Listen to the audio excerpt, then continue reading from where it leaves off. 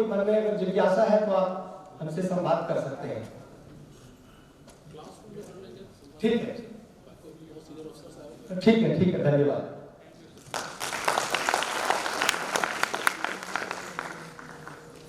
Professor साहब ने बहुत ही ज्ञानवर्धक बातें बताई। संस्कृत की वैज्ञानिकता के साथ इसका सिविल सर्विसेज में क्या प्रयोग और किस प्रकार प्रयोग किया जाए, इसका विश्लेषण किया। अब अगले चरण में बढ़ते हुए हमारे संस्थान के चयनित विद्यार्थियों को मैं आमंत्रित करूंगा और अपने विशिष्ट अतिथिगण से अपेक्षा करूंगा कि उन्हें वे स्मृति चिन्ह वगैरह देकर सम्मानित करें। तो मैं सबसे पहले सिद्धार्थ पाठक का नाम लेना चाहता हूँ। नवी रैंक 2019 में एसडीएम पद पर। संभवतः उनके भाई श्री आशीष महोदय, वाचस्पति मिश्र जी, प्रमुख सचिव महोदय, निदेशक पवन कुमार जी।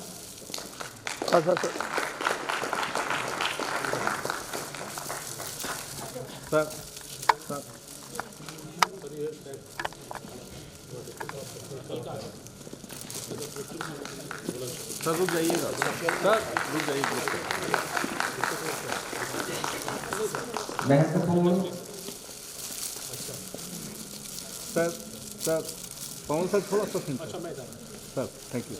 ये किसी विद्यार्थी के लिए सबसे असीम प्रतियोगिता की और प्रतिभा की सराहना करी जाए।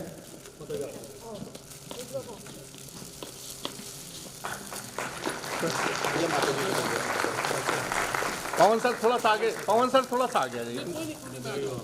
सर एक जिस सामग्री का निर्माण हुआ है, कृपया आप उसके विमोचन का कार्य करें।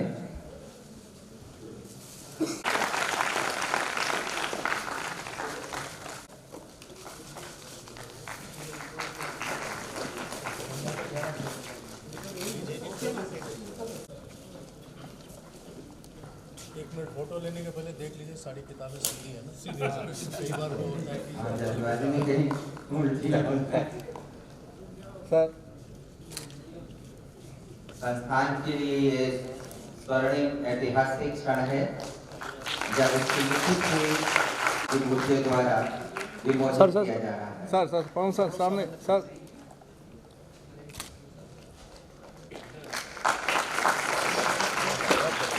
तदुपरांत में श्री जितेंद्र कुमार।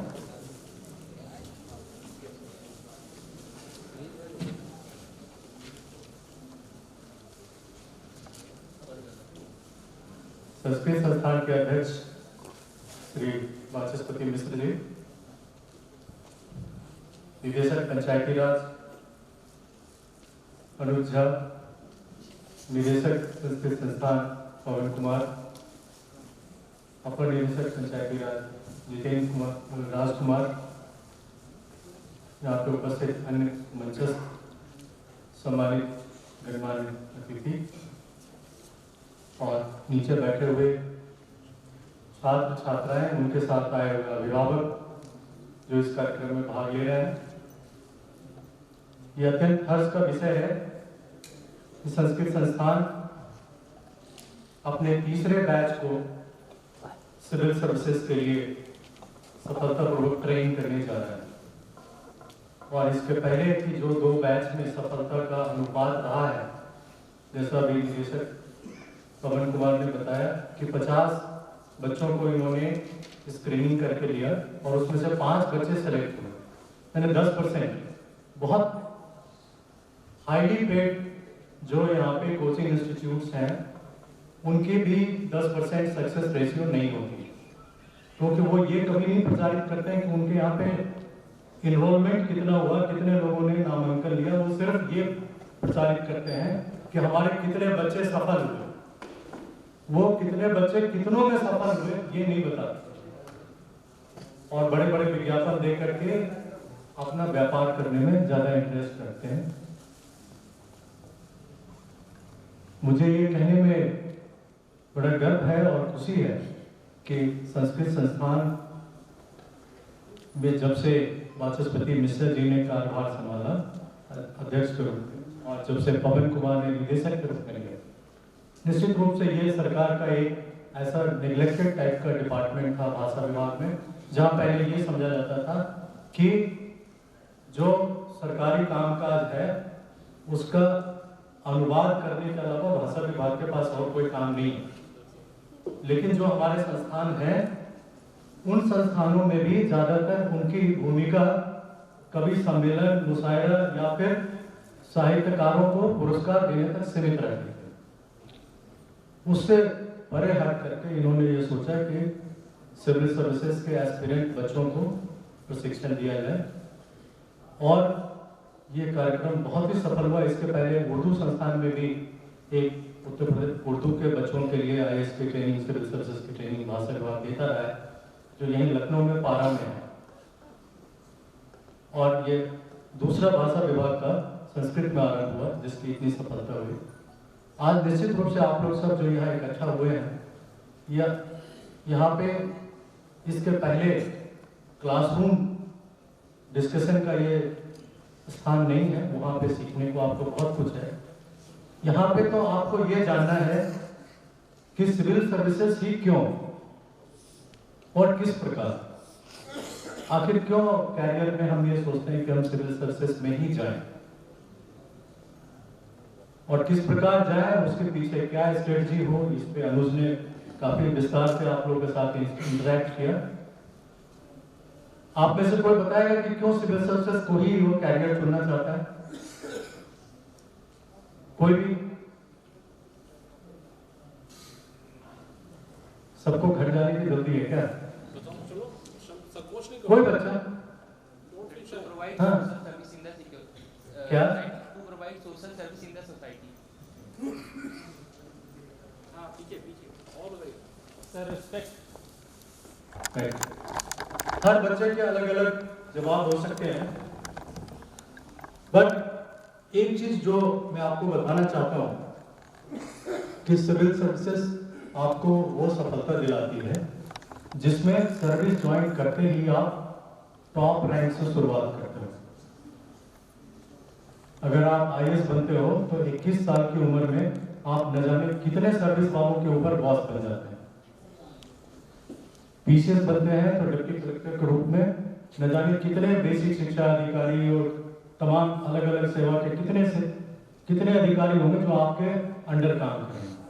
तो from the very first day at a very immature age आप सीधे बॉस बन करके सेवा की शुरुआत करते हैं, और पूरे सर्विस कैडर में आपको अलग अलग तरह की सेवाएं करने का अवसर मिलता है, जो और किसी सेवा में नहीं मिलता है।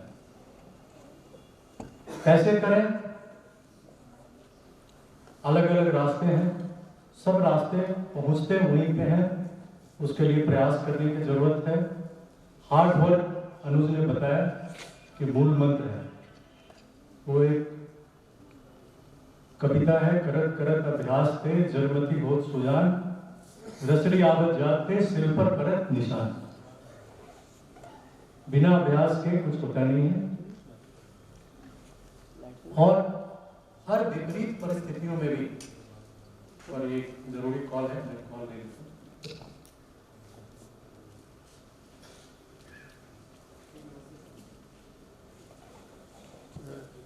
कब से होनी चाहिए कि कैसे हमें इस कठिन चुनौती को पार करना है, कैसे सफलता लेनी है। तो क्या वो इनिशिएटिव है जो एक सामान्य बच्चे में और एक IAS वाले बच्चे में डिफरेंस पैदा करते हैं। परिश्रम तो सभी करते हैं, मेहनत सब करते हैं, इंटेलिजेंट सब होते हैं। ऐसा नहीं कि जो बच्चे IAS में या PCS में क्वालिफाई कर जाते हैं, आपने अपने साथ खुद जो बच्चे क्वालिफाई कर रहे हैं महसूस करते होंगे कि आपके बहुत से ऐसे कलीग होंगे जो आपसे ज़्यादा जानते होंगे, आपसे अधिक नॉलेज होंगे, डिस्कशन में फोकस्ड रहते होंगे, आपसे ज़्यादा उत्तर देते होंगे, बट वो कहीं कहीं छूट गए, आप आ गया। What makes the difference? There are so many things जो जीवन में आपको धीरे धीरे धीरे धीरे धीरे धीरे पीक पे पहुंचाती है। मैं एक छोटी सी कहानी आपको बताऊंगा, उस कहानी के थ्रू एक मैसेज है कि जीवन में कैसे बाधाओं को स्टेप बाय स्टेप पार करके आगे बढ़ते हैं। आप सबने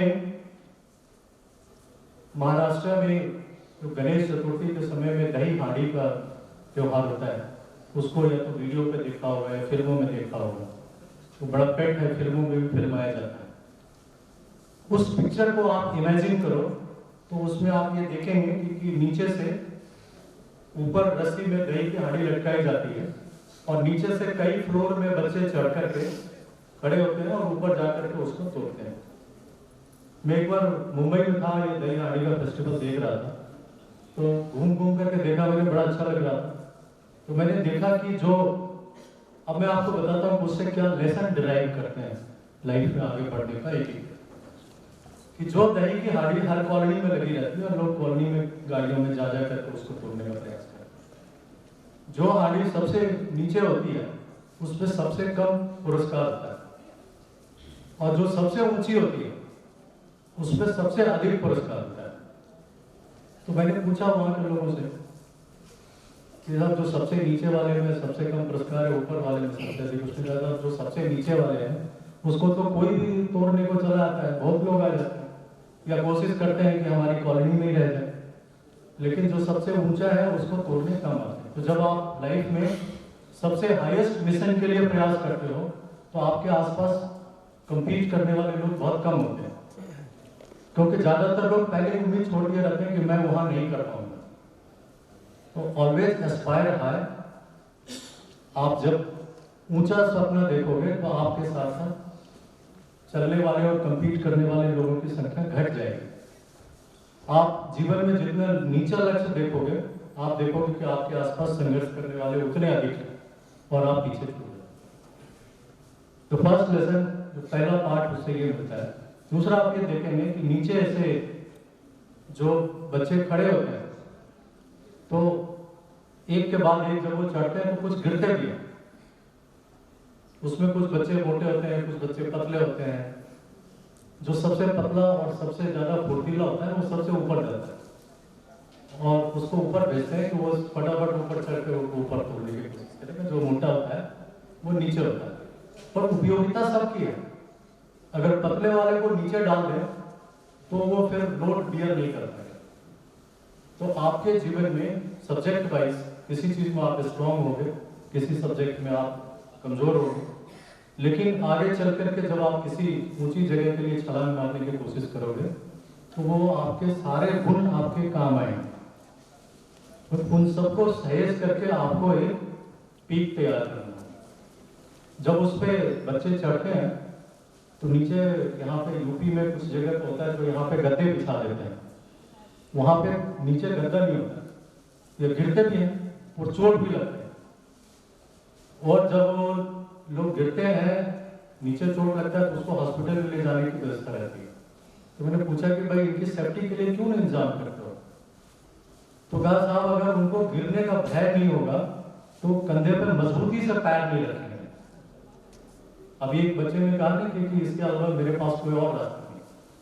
अगर आप किसी कंपटीशन की तैयारी कर रहे हो, अगर आपके मन में ये विकल्प है ये नहीं तो वो भी, तो फिर आप नहीं कर पाओगे। जिसको डायबिटीज डिजायर कि नीचे गिरेंगे तो गिर जाएंगे, चोट लगेगा, फिर मैं ऊपर नहीं आऊंगा, हाथ पैर टूटेंगे। तो नीचे मैं तो पढ़ाई कर रहा था, आईएएस के लिए जा रहा था, तो मेरे पापा ने कहा देवर ज्वेलर कि मैं फर्स्ट जनरेशन था जो सर्विस में है और आज मैं गर्व से कर रहा हूँ मेरा छोटा भाई भी आईएएस है, यहीं पे यूपी गार्डन में बैठा है यहाँ पे। और हम लोग उत्तर प्रदेश से बिलोंग नहीं करते हैं, वी आर फ्रॉम बिहार, और उसके बावजूद 2 ब्रदर यूपी में है। और तीसरा भाई हमारा अनुज है जो दरभंगा से है। तो इन्होंने भी आपको कहा ना कि आपने बिहार के एजुकेशन सिस्टम के बारे में जो कुछ सुना होगा वो सिर्फ भ्रम है, लेकिन उनके बच्चों के बीच में जो जादू है वो आपने नहीं सुना है। तो ये बच्चों में जो जादू है वही जादू उसको ऊपर ले जाता है। सेकेंड स्टेप मैंने बताया, जब वो आपके अंदर जो भी गुण है वो सारे काम आएंगे और उन सबको स्किलफुली इस्तेमाल करना पड़ेगा। वो जब एक दूसरे पर चढ़ते हैं ना तो आसपास गोपियां होती है, वो चूंकि कृष्ण भगवान का फंक्शन है तो लड़कियां होती हैं जो कि उनके ऊपर पानी फेंकती हैं। वो ऊपर जो चढ़ते हैं उसके ऊपर पानी फेंका जाता है, दही मिलाया हुआ पानी जो बड़ा फिसलन वाला होता है, तो पैर फिसल जाए। तो ये भी इंतजाम किया जाता है कि जो चल रहे हैं वो गिर जाए। तो जब आप आगे चल रहे होंगे, आगे बढ़ेंगे, तो बहुत सारे लोग ऐसे जीवन में मिलेंगे जो आपकी ऐसी आलोचना करेंगे कि आप विफल हो जाए। कई लोग अरे क्लर्क ही तो पास कर नहीं सकता, आईएएस की तैयारी कर रहा है। They will always try to demotivate you, do not listen to them. अगर आपने उनको सुना तो आप जीवन में आगे नहीं बढ़ पाओगे। हाँ, ये जरूर मन में सोच लीजिए कि आज हमने इसे कहा है तो कल मैं इसे कुछ करके दिखाऊंगा ताकि इसका मुंह बंद हो जाए। Use those obstacle for your own growth. वहां पर रुकिए नहीं, तभी आप आगे बढ़ेंगे। तो जीवन में हमेशा ही जब आप इंप्रूवमेंट करने की, आगे बढ़ने की एक स्किल सीखेंगे तो आगे बढ़ेंगे। और संस्कृत उसमें से एक टूल है जो आगे बढ़ने का एक रास्ता आपको संस्कृत भाषा दिखा रही है।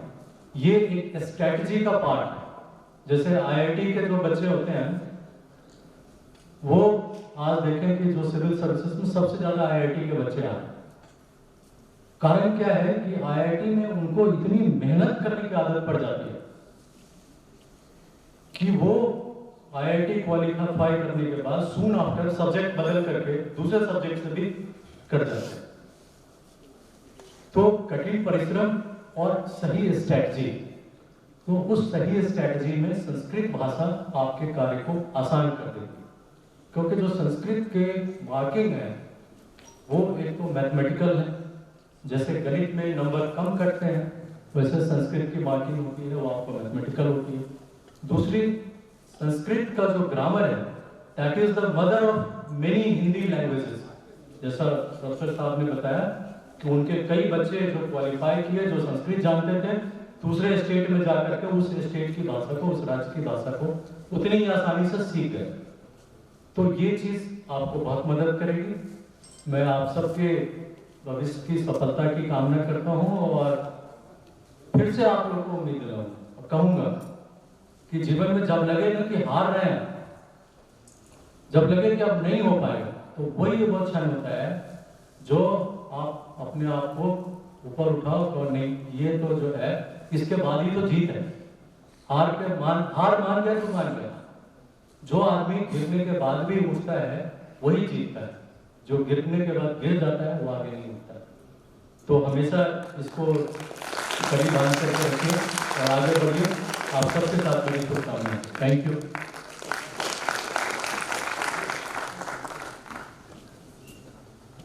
धन्यवाद sir, what a motivational speech here.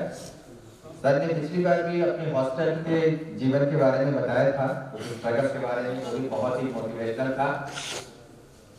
तो मैं इसके आगे बढ़ते हुए अध्यक्ष महोदय को बुलाने से पहले एक छात्रा, मेरी स्टूडेंट भी रही हैं, अलका वर्मा को बुलाना चाहता हूँ, वो कुछ कहना चाहती है।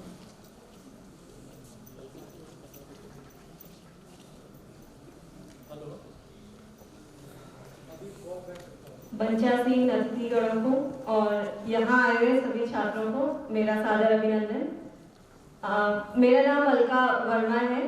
2019 में यूपी पीसीएस में मेरा सिलेक्शन असिस्टेंट कमिश्नर इंडस्ट्रीज के पद पे हुआ था और मेरा ऑप्शन संस्कृत था। और संस्कृत से जब मैंने संस्कृत लिया तो वो डिसीजन बहुत आसान सा था, मुझे लगा आसानी से हो जाएगा, लेकिन जर्नी बहुत डिफिकल्ट थी। शुरू में कोई टीचर भी नहीं मिलता था, फिर धीरे धीरे मुझे संस्कृत संस्थान के बारे में पता चला। तो संस्कृत संस्थान ने बहुत हेल्प की मेरी संस्कृत में, स्पेशली निधि मैम ने पढ़ाई में बहुत हेल्प की। तो अगर आप अब संस्कृत ऑप्शन लेना चाहते हैं तो अब आपको किसी समस्या का सामना नहीं करना पड़ेगा, क्योंकि संस्कृत संस्थान में वर्ल्ड के संस्कृत के जो बेस्ट टीचर्स हैं वो प्रोवाइड कराए हैं। तो आपकी पूरी जर्नी में बहुत हेल्प करेगा। इसी के साथ धन्यवाद। हाँ, तैयारी के दौरान जो मेरा इंटरव्यू था तो मैंने बहुत सारे मॉक इंटरव्यूज दिए। यहाँ पर रेंज आए थे, संस्कृत संस्थान जो कराता था उसमें ये पवन कुमार सर और इससे पहले जो सर थे, बहुत सारे अच्छे लोगों से इंटरव्यू लिए। वो रियल टाइम एक्सपीरियंस था, जैसा आप एक्चुअल इंटरव्यू कमीशन में जाकर फेस करते हैं उसी तरीके का। तो इंटरव्यू के दौरान भी बहुत हेल्प मिली है मुझे संस्कृत संस्थान से।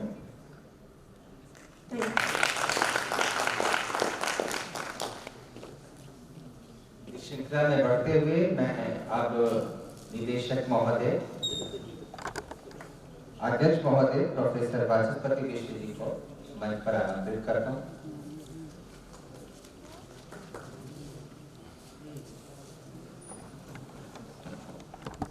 सभी ने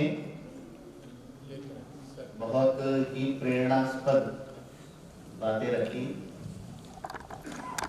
मैं केवल एक बात कहना चाहूंगा, जो कि हमारे संस्थान के साथ घट रहा है। यदि आप दृढ़ निश्चय कर ले